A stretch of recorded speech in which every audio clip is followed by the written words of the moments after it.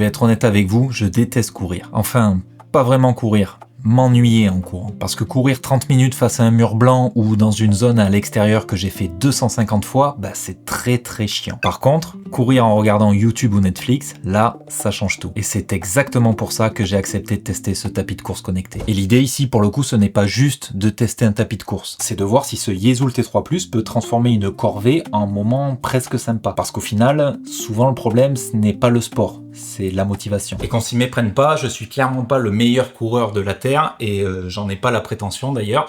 Simplement, j'aime bien la course à pied. Le tapis de course, lorsque Yeezool Fitness m'a contacté et m'a proposé, je trouvais le concept avec son écran vraiment très sympa. Et ça permet notamment à ceux qui sont pas trop sport de pouvoir avoir une activité physique, en fait, de faire fonctionner leur cardio. Pas forcément pour courir, mais ça peut être également aussi pour marcher, tout en visionnant une série, un film, etc. et que la séance passe plus vite. Et je trouve ça excellent qu'avec la tech, on puisse arriver à mettre en mouvement les gens. Et donc cette revue produit, c'est clairement pas vous dire que ce tapis c'est le meilleur tapis du monde, mais par contre on va voir ce qu'il est capable de faire.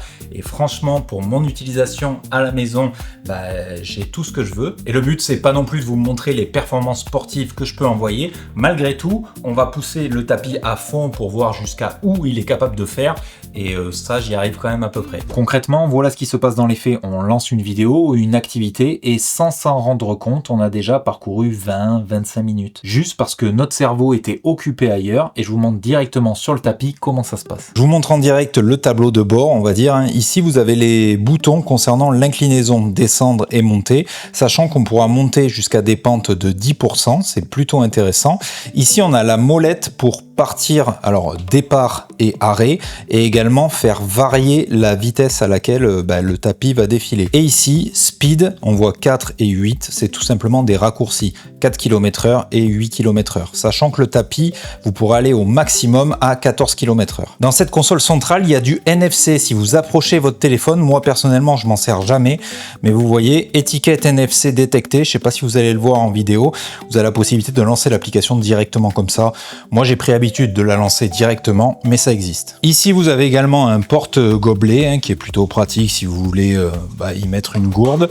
Et ici, on retrouve forcément la sécurité. Si vous êtes déjà allé dans une salle de sport, ce genre de clip, vous les connaissez. En général, on le met à un vêtement, de sorte à ce que si on tombe et que ça tire sur ce cordon, ça vient déconnecter ça et le tapis s'arrête. On va faire le test de suite. Donc là, il est en fonction. Je suis en train de marcher. Je ne l'ai pas mis à fond non plus pour pas me casser la gueule. Et on va le retirer d'un coup sec pour voir ce que ça fait. Voilà.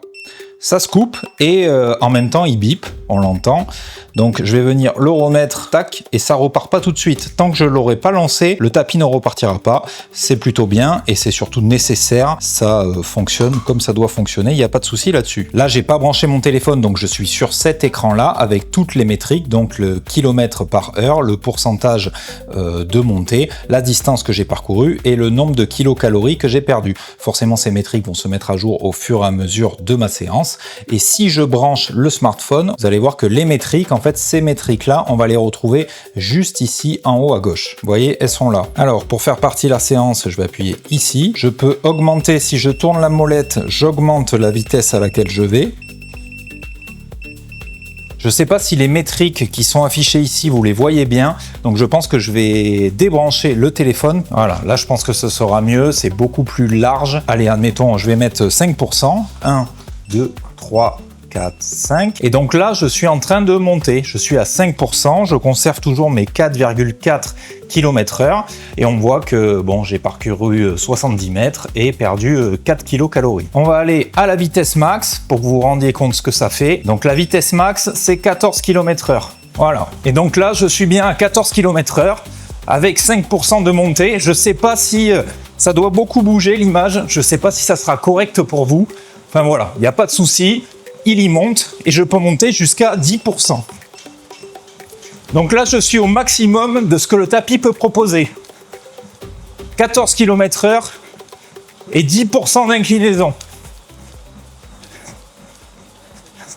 Donc quand je vais venir allumer l'écran, si je connecte pas mon téléphone là-dessus, j'arrive sur cet écran. Et dès que je connecte mon téléphone, par câble donc. Ok, donc là j'ai bien la réplication d'écran qui se fait et à ce moment-là je peux mettre n'importe quel contenu. Si je veux voir par exemple, ça me sert à rien quand je cours, on est d'accord, mais la production de mes panneaux solaires, bon ben là en un clin d'œil je peux le voir. Ce qui va être plutôt intéressant, c'est surtout regarder du contenu YouTube hein, par exemple. Si je vais voilà sur YouTube et que je mets n'importe quelle vidéo, c'est juste pour vous tester, vous montrer. Hein. Voilà. Le deuxième, Victor Velasquez, le champion. Je peux réduire le son ou l'augmenter ici. Il est assez fort le son et il est plutôt pas mal. Hein.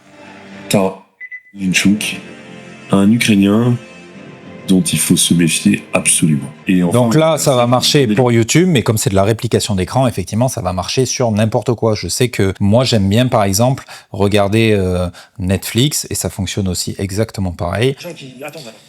C'est vraiment pas mal, ça fonctionne relativement bien, il n'y a aucun souci. Encore une fois, c'est de la réplication d'écran. Hein. Ça va toi, hein, producteur de rap, patron de fast-food. Et après, ce qui va être également intéressant, c'est que ça va être compatible forcément avec Zwift et KinoMap. Par exemple, si je lance KinoMap, toutes ces applications où on va pouvoir en fait suivre en direct, courir un peu partout dans le monde, ça fonctionnera. Il n'y a pas de souci. Par exemple, France, Touraine, Val-de-Loire, Tour du Lac de Château, 24 minutes, voilà, 45 mètres d'ascension, etc. Également, vous avez des cours qui sont disponibles dans l'application Yezoul Fitness. On va les lancer. Et si je fais par exemple fondation de 30 minutes à rythme régulier, regardez comment ça se passe. Donc là, il y a une première phase en fait qui va servir surtout à, je vais baisser un peu, une première phase qui va servir surtout à vous dire qu'il faut faire attention, qu'il n'y a pas grand chose autour, etc. En quelque sorte, préparer la séance. Là, il me dit augmenter la vitesse jusqu'à 6,5 km. Donc là, c'est trottinage léger, quoi, on va dire. Hein. Et en fait, on va être guidé comme ça tout au long de la séance. Et des cours comme ça, il y en a plein en fait disponibles sur l'application Yezoul Fitness. Plus ou moins, ils sont classés par ordre de difficulté. C'est plutôt pas mal fait. Moi, je sais que j'aime bien perso faire mes séances. En fait, moi, je me fais ma séance tranquille. Je cours pas très vite. Je fais surtout du très long. Je fais des moyennes à aller 10, 11, 12 km/h. Mais par contre, voilà, sur de grandes distances, je regarde une série ou peu importe, j'écoute la musique et ça fait largement le job, quoi. Et également, vous pouvez entendre le tapis, ce que ça donne en termes de... Il est pas trop bruyant, je trouve. Alors là, en plus, je l'ai huilé dernièrement. Ça fait quelque chose comme 1 mois que je l'utilise. Je l'ai huilé une seule fois et je le trouve relativement pas trop bruyant. Enfin, franchement, ça va. Je vous laisse écouter.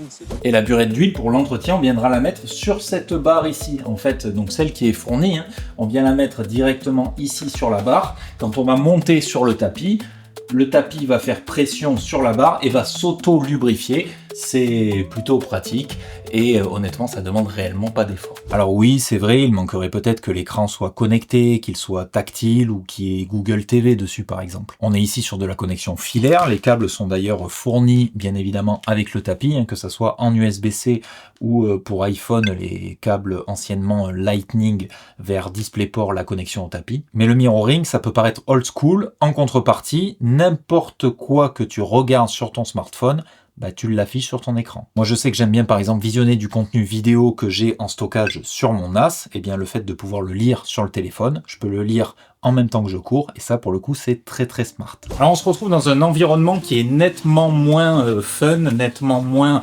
joli à voir. Voilà, tout simplement pour vous dire que le tapis, moi, je l'utilise ici, dans mon garage. C'est pas juste un test où je vous présente le produit, je vous dis qu'il est bien, et puis voilà. Non, non, ça fait 1 mois que je le teste. Ça, c'est sa place habituelle. Je l'utilise ici tout le temps maintenant depuis 1 mois. Ma femme aussi l'utilise. Et voilà, on en est relativement content. Je trouve que c'est un très bon point. Et le gros plus de ce tapis, on va pas se le cacher, c'est son écran. Oui, il manquerait quelques trucs, on l'a vu, mais c'est un gros plus réellement l'écran. Je sais que ma femme, par exemple, qui ne faisait pas de sport, s'est remis au sport parce que elle peut faire ses séances tout en regardant du contenu YouTube, Netflix, etc. Peu importe. En tout cas, la séance passe plus vite. Et même moi, j'apprécie honnêtement, je cours souvent avec des casques à conduction osseuse avec donc la musique. Et là, le fait, quand il fait pas beau, notamment quand il y a une météo un peu pourrie, je suis un peu avec l'âge, même si je suis pas bien vieux, avec l'âge, je commence à devenir un petit peu fragile. Et quand il pleut, qu'il y a du vent ou qu'il fait froid, Voilà, j'aime bien courir dans le tapis, dans mon garage. Mon setup, c'est tout simple. J'ai mon smartphone qui est relié donc à l'écran et en général, je regarde soit des vidéos YouTube du moment qui m'intéressent ou alors tout simplement du contenu Netflix, peu importe. En tout cas, voilà. Honnêtement, vous le voyez dans son environnement, c'est pas très beau le décor, je vous l'accorde. Simplement, je voulais vous montrer qu'il sert tous les jours et que c'est pas juste un test pour faire un test. Par contre, tout n'est pas parfait. Par exemple, l'écran est top, mais il n'est pas tactile. Et surtout, pas de Bluetooth. En 2026, c'est un peu dommage. Ça oblige à passer encore par un câble pour connecter le téléphone. L'interface aussi pourrait être plus poussée, typiquement un système plus évolué, façon Google TV, ça rendrait l'expérience encore meilleure. Un autre point, la largeur de la bande. Elle est correcte, je me suis jamais emmêlé les pinceaux, mais un peu plus large, ça serait encore plus confortable. Trouver un compromis entre largeur de la bande et dimension maîtrisée. J'ai aussi remarqué un petit truc sur le moteur, quand on change de rythme rapidement, il y a une légère inertie. On sent en fait qu'il met un léger temps à monter jusqu'à la vitesse réglée. Alors c'est bien évidemment normal que ça ne soit pas abrupt pour que l'on ait le temps de prendre le rythme, mais là je le trouve un petit peu mou. Par contre, une fois la vitesse atteinte, bon mais pas de souci, il garde sa vitesse, il n'y a pas de souci là-dessus, il n'y a pas de ralentissement. Et dernier point un peu chichiteux, c'est la molette pour régler la vitesse. En marchant ça va, mais en courant ce n'est pas idéal. Des boutons plus et moins seraient clairement plus pratiques. On a tendance à bouger et du coup pour être précis sur le réglage de la vitesse, ça reste assez compliqué. Mais malgré ces petits défauts, ça reste un produit intéressant parce que pour le coup, il fait exactement ce qu'on lui demande, te donner envie de bouger. Autre point important, la place, parce qu'un tapis de course, ça peut vite devenir l'enfer à ranger. En hauteur, donc on a 105 uniquement à ce niveau-là et on rajoute 45 cm avec l'écran, donc 1,50 m. Une fois qu'il est replié dans ce sens-là, on a 1 mètre et en profondeur,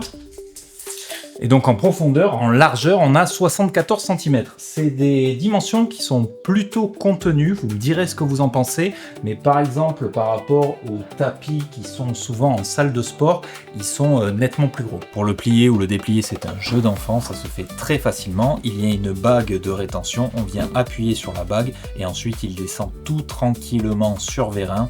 Pas de souci là-dessus. Pour le replier, c'est très simple, on fait un genre de petit squat, on vient le relever, le vérin s'enclenche et il reste coincé en position haute. Également, une fois qu'il est plié et le vérin verrouillé en position haute, on peut facilement le faire circuler avec les roues qu'il a sur son socle. C'est plutôt pratique si on doit le bouger de pièces pour effectuer sa séance par exemple. Et niveau sensation, on est sur quelque chose de sérieux, c'est pas un gadget, tu peux vraiment courir. 14 km/h maximum et 10% d'inclinaison, ce n'est pas ce qui se fait de mieux, clairement pas, mais c'est déjà pas mal. Avant de s'envoyer des sessions à 14 km/h et 10% d'inclinaison pendant une demi-heure ou une heure, c'est que clairement vous avez largement dépassé le niveau débutant. En tout cas, on est peut-être plus juste sur de la course occasionnelle et on a peut-être plus besoin de regarder du contenu pour nous motiver à marcher ou à courir. Et côté agrément, l'amorti est bon, le bruit reste relativement contenu je trouve, et globalement c'est assez agréable à utiliser. Alors soyons clairs, ce tapis ne va pas vous faire aimer le sport. Par contre, il enlève la partie la plus chiante et c'est parfois l'unique chose qu'il manque pour s'y mettre. Si vous êtes déjà motivé pour marcher ou courir, vous n'avez peut-être pas besoin de ça, mais si vous avez besoin d'un truc pour vous lancer ou relancer ou vous aider à sortir lorsque les conditions météo ne sont pas favorables, alors oui, la tech, pour le coup, peut largement devenir utile avec ce Yeezool T3+. C'est pas dans mes habitudes ce genre de produit, mais j'ai vraiment bien aimé ce test. Si vous avez des questions, n'hésitez pas, l'espace commentaire est fait pour ça, je lis et réponds à tous les commentaires. J'espère que la vidéo vous aura plu. En attendant, prenez soin de vous, restez connectés, restez branchés et surtout restez vous. C'était Picat. À plus.